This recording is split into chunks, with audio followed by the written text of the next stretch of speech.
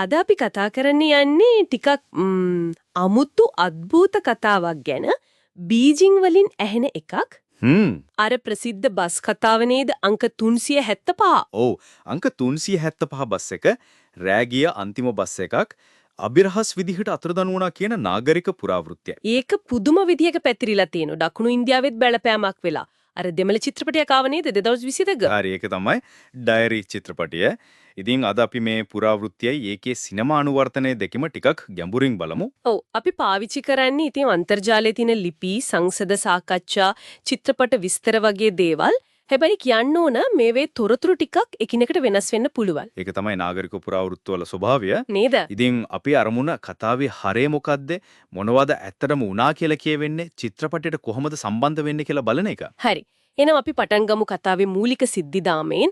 ගොඩක් තැන්වල කියවෙන්නේ 1995 November 14 රෑ වගේ. ඔව් 1995 බීජිං වල අර යුවන් මින් යුවන් පැරණි ග්‍රීෂ්ම මාලිගාව පැත්තෙන් සුවඳ කඳුකරයට යන අන්තිම 375 බස් එක. ඒකින්දලා තියෙනවා රියදුරෙක්, කොන්දොස්තරවරියක්, ඊට පස්සේ මගින් කීප දෙනෙක්.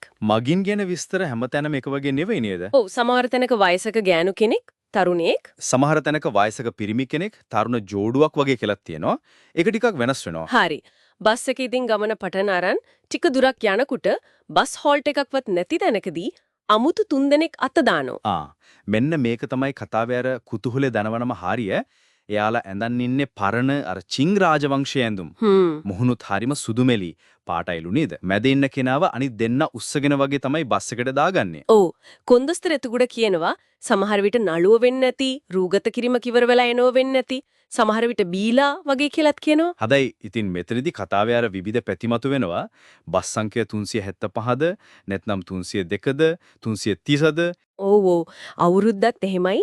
1950 අවුරුද්ද 2093 විවිධ තැන්වල විවිධ විදිහට තියෙනවා. හැබැයි අර චිං ඇඳුම් කතාව නම් ඒක හුඟක් මූලාශ්‍රවල පොදුවේ තියෙන දෙයක්.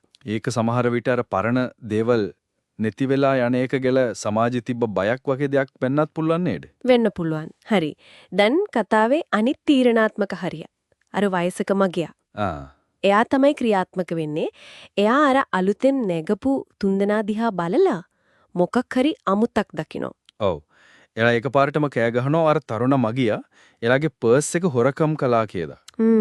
ලොකු රණ්ඩුවක් ඇති කරගෙන රියදුරට බල කරනවා බස් එක නවත්තන්න කියලා. දෙන්නම බස්සන්න පොලිසියට යන්න ඕනේ කියලා. ඉතින් රියදුරා නවත්තනවා දෙන්න බහිනවා. බැස්සට පස්සේ තමයි අර වයසක කෙනා තරුණයාට කියන්නේ මම ඔයාව බේරගත්තේ අර අලුතෙන් නැග අයට කකුල් තිබ්බේ නෑ. මම දැක්ක ජනේලෙන් හුළඟෙනකොට ඇනුම් මිස්සෙනවා. උන් හොල්මන් කියලා. අප්පෝ ඇඟ කිලිපොලා යනව නේද? ඒ වගේ දෙයක් වුණා නම් හිතා ගන්නත් බෑ. ඉතින් ඊට පස්සේ තමයි අර බස් එක රියදුරුයි කොන්දොස්තරයි අනිත් මගිනුත් එක්ක අතුරුදන් වෙන්නේ. සම්පූර්ණයෙන්ම අතුරුදන් වෙනවා. ඊට පස්සේ දවස් කීපයකට පස්සේ හොයාගන්නව නේද? ඔව් ගොඩක් මූලාශ්‍රවල කියන්නේ දවස් 2-3කට පස්සේ කිලෝමීටර 100ක් විතර දුරින් තියෙන මියුන් ජලාශයේ ගිලිලා තිබිලා හම්බුණා කියලා. හැබැයි ඉතින් ඒකෙත් පරස්පර තියෙනවා. සමහර තැන්වල කන්දක් ළඟ තිබුණා කියලාත්. ආව්. කවදාවත් හම්බුනේ නැහැ කියලාත් කියවෙනවා. හම්බුණා කියන තැන්වල තියෙන අභිරහස් තමයි ඉතින්. කතාව තවත් අවුල් කරන්නේ. අර ශිරුරු දවස් කීපයකට අසාමාන්‍ය විදිහට දි รา පත් වෙලා තිබුණා කියන එක. ඔව්. ඒ වගේම බස් එකේ ඒ තරම් දුරක් යන්න කිලෝමීටර් 100ක් යන්න ඉන්ධන තිබිලා නැහැ. අනික අර සමහර තැන්වල තියෙනව නේද ඉන්ධන ටැංකිය තිබිලා තියෙන්නේ ලේ කියලා. ඔව් ඒක නම් හරිම බිහිසුණු විස්තරයක්. ඒ වගේම ජලාශය ළඟ CCTV කැමරාවලවත් බස් එක සටහන් වෙලා නෑලු. මේ වගේ පැහැදිලි කරන්න බැරි දේවල් ගොඩ ගැහුණාම තමයි ඉතින් ඕක නාගරික පුරාවෘත්තයක් වෙන්නේ. හරියටම. මේ නොගැලපීම් මේ අභිරහස් තමයි කතාව පෝෂණය කරන්නේ. හරි. එහෙනම් අපි දැන් යමු අර 2022 ආපු ඩයරි දෙමළ චිත්‍රපටයට. ඔව්. ඒකේ කතාවත් හරිම රසවත්. ඒක පටන් ගන්නේ අවුරුදු 16කට කලින් ඌටිවල වුණු මරණයක් සම්බන්ධ පරීක්ෂණයකින්. ඔව් අලුත් පොලිස් නිලධාරියෙක් පරීක්ෂණය බාර ගන්නවා.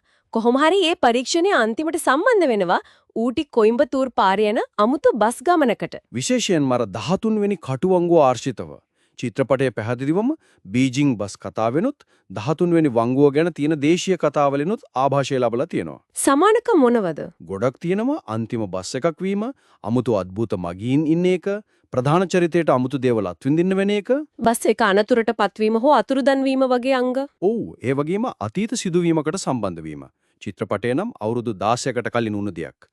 අර අවතාර ඒ ගමනම නැවත නැවත යනවා කියන එකක් තියෙනවා. චිත්‍රපටය අර හැම අවුරුදු 4කට සැරයක් අධික අවුරුදක එන කතාහකුත් තියෙනු නේද? පෙබ්‍රුවාරි 29. ඔව්, ඒකත් එකතු කරලා තියෙනවා කතාවට. ඒ කියන්නේ ඒ අවතාර බස් එකේ ඉන්නේ හැම අවුරුදු 4කට සැරයක් පෙබ්‍රුවාරි 29 වෙනිදා කියලා. හරිම රසවත්. කොහොමද මේ චීන කතාවක් දකුණු ඉන්දියානු සිනමාවට අනුවර්තනය වෙන්නේ කියලා බලන එක. අනිවාර්යයෙන්ම. ඒකෙන් පේනවා මේ වගේ කතාවල තියෙන අර විශ්වීය ගතිය, බය, කුතුහලය වගේ දේවල් වලට සංස්කෘතික සීමා නැහැ. එසේනම් අද අපි මේ ගැඹුරින් බැලුවේ හරිම අద్భుත නොවිසඳුණු අභිරහස් ගොඩක් තියෙන කාලයත් එක්ක විවිධ මුහුණුවර අරගෙන තියෙන චීන නාගරික පුරාවෘත්තයන් ගැනයි ඒකේ ඉන්දියානු සිනමා දිගහැරුම ගැනයි. ඔව්. මේ වගේ කතා දිහා බලද්දි තේරෙනවා නාගරික පුරාවෘත්ත කියන්නේ නිකම්ම කතා නෙවෙයි. ඒවා කාලයත් එක්ක වෙනස් වෙනවා, සත්‍ය සිදුවීම් එක්ක ප්‍රබන්ධ එකතු වෙනවා. ඒ වගේම ඒවා සමාජයක තියෙන යටිහිතේ බය, සැක, සංකා වගේ දේවල් එළියට දානව නේද? අර අවතාර මාසයේ වගේ විශ්වාස පවා මේවට සම්බන්ධ වෙන්න පුළුවන්. හරියට කැඩපතක් වගේ. ඉතින් අවසාන වශයෙන් අපි හැමෝටම හිතන්න දෙයක්. මේ හොල්මන් අවතාර කතා පැත්තකින් තිබ්බොත් බීජිං අවතාර බස් එක වගේ කතා අපේ හිතවලට මේ තරම් තදින් වදින්නේ ඇයි?